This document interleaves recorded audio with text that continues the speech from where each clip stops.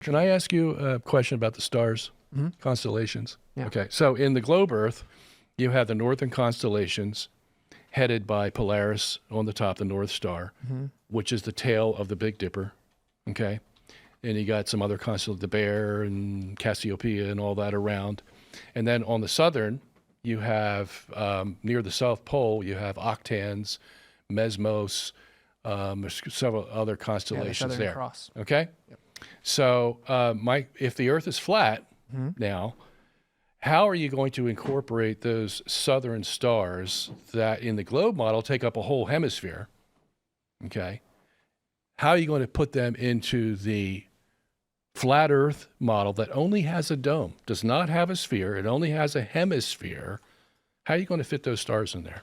Yeah, from the south? Well, I mean, they could actually be embedded into the firmament itself. But what I actually think is... Wait, what? Yeah. What'd you say? They could actually be inside of layers within the firmament itself. Well, we don't see them. What do you mean?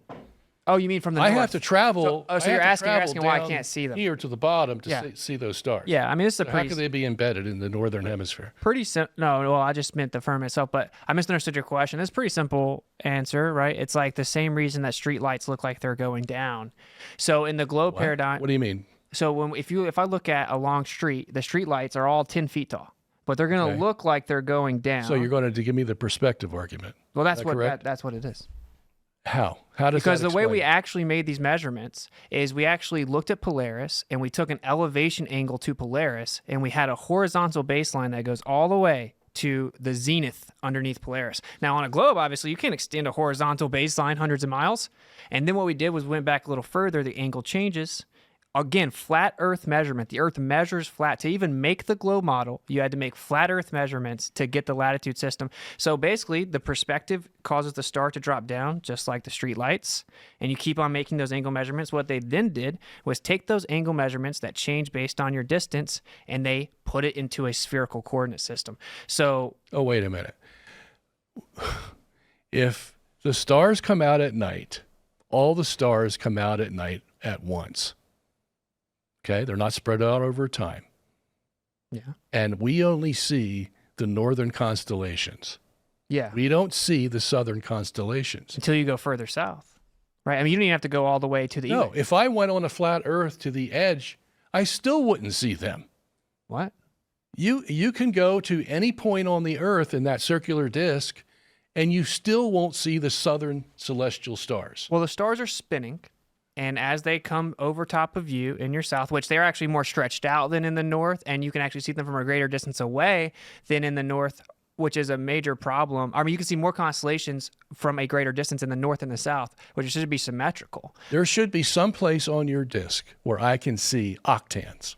Yeah, it's just the stars are above us. Where am I going to see it? Out south is just away. South. It's away from north. Okay, well. What's the difference? Tim, because we're running out of time, I want to get your guys' perspective or your reasoning. June 8th, the day that the Earth is 99% lit by the sun. How is that possible? Because you are interpreting that wrong. We went over this. No, I'm not interpreting it wrong. Austin, please tell Tim. Well, that's population.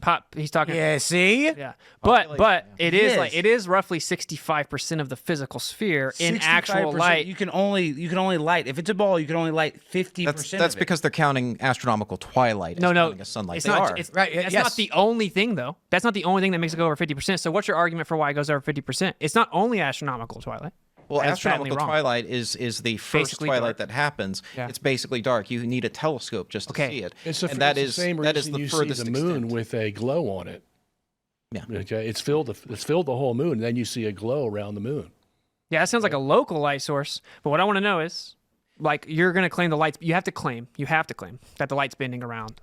Partially bending around. The first issue is you making the presumption that the claim at first is correct and absolute. Yeah. And so that's why I said Alex isn't immediately wrong. Yeah, he yeah. said that the globe is. Oh, no, hold on. 50% of the ball is lit. And then he had to correct you. So The 90% number population, comes with because the the issue is you're population's making more an people. argument against someone's argument instead of an argument for what is. Well, yeah, what is known is that something like 90% of the world's population is in dilate, and they kind of stretch it based on astronomical twilight. But if you actually look at the projection of the Earth, if we look at the globe model, right, for those people at where they're located to also be in light and not just astronomical twilight, then the light has to actually cover more than half the ball. So you're going to have to claim the light bends around it, which don't worry.